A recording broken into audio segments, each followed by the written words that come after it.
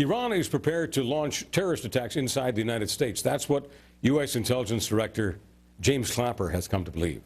American intelligence gathering reveals that Iran's upper echelons are now willing to respond with lethal force to perceived threats from the U.S. And not only that, he says they're willing to target the interests of the U.S. and its allies overseas.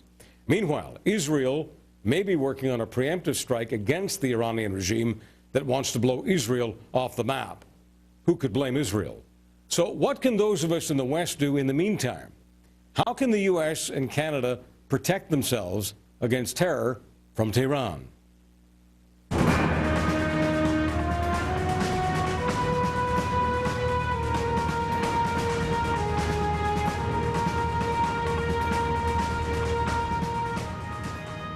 Sheryl Saperia is the policy director for the Foundation for the Defense of Democracies, and she joins us from Ottawa. Hi, Sheryl. Hi. Let's go for some specifics on the intelligence that the Americans now believe they have. Well, what kind of attack are they expecting on U.S. soil from Iran? Well, they specifically said that they don't have information on active plots right now, but it seems to me that the intelligence community in the U.S. has taken very seriously the foiled assassination attempt of the Saudi ambassador just a few months ago. And from that event, they believe that Iran has changed its calculus and may be more willing to launch an attack on American soil. So that is the news story of today. Okay, our problem with this whole Iranian story is at times we want to believe they will do the rational thing. On the other hand, we know that so many in the regime are irrational. Let me ask you as an expert on this, does Iran not realize that if they attack the Americans on American soil in any way, shape or form, it could be seen as an act of war, and no American president, Democrat or Republican, would fail to respond with serious lethal force? Look, it's hard to know what's going on there. It's hard to know how some religious fundamentalist beliefs may be playing into this and may be affecting what we would consider a rational cost-benefit analysis. We don't know how much of this is pure rhetoric and is just meant to perhaps even deter the U.S. and its allies from taking action. So it's really hard to say at this point. But nonetheless, the U.S. intelligence community is incredibly concerned about Iran, and they went through a whole host of issues that they perceive to be of concern and significance to U.S. national security, and Iran dominated that conversation. And similarly in Canada, we have Prime Minister Harper and Foreign Affairs Minister John Baird saying that they consider Iran to be the gravest threat to international security. So this is the topic of the year. No doubt it's the topic of the year. I need to ask you this about the Israeli situation and the American.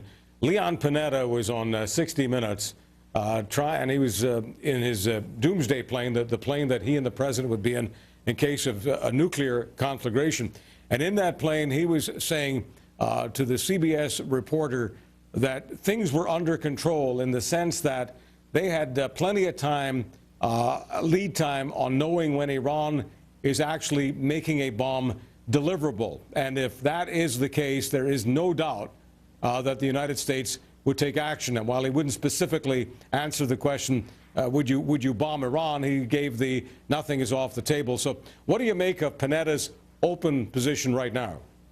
Well, I think that Panetta is wise, and the Obama administration is wise to be sort of putting that military action back on the table. Obama had really been criticized for rendering that military threat not credible at all. And as a result, Iran has continued to act with some impunity. So I think that the American rhetoric has now gone up, saying we are not afraid to take extreme measures, that Iran obtaining a nuclear weapon is a red line, and they are not prepared to reach that point. So I actually find this reassuring, not because I want to see military action. On the contrary, I don't. But I'm happy to see that the West is incredibly serious about this. I think every viewer wants to ask this question and get it answered. Are we complacent when we feel that we are looking at this and we know what we're looking at and we've got specific intelligence and reliable intelligence, and we know when they've got a bomb, and we know when it's deliverable, because there are a lot of viewers who are very skeptical of this. They've heard over the years intelligence agencies make lots of mistakes. Is your organization confident that we will have lots of lead time to know when Iran will have a deliverable weapon? The line in my organization, the Foundation for Defense of Democracies, I've heard my colleagues say this all the time, and it is terribly true, that those who know aren't saying and those who say don't know. So there have been all kinds of analyses of how far advanced Iran's nuclear weapons development is, with Iran, of course, saying that there is no nuclear weapons development at all, that this is purely for civil purposes, and the West has rejected that because all the evidence points to the contrary. So, I mean, that's basically where we are right now. Sheryl, thanks so much for the visit. We'll have you back. Wonderful. Thank you very much. Thank you so much. Appreciate it.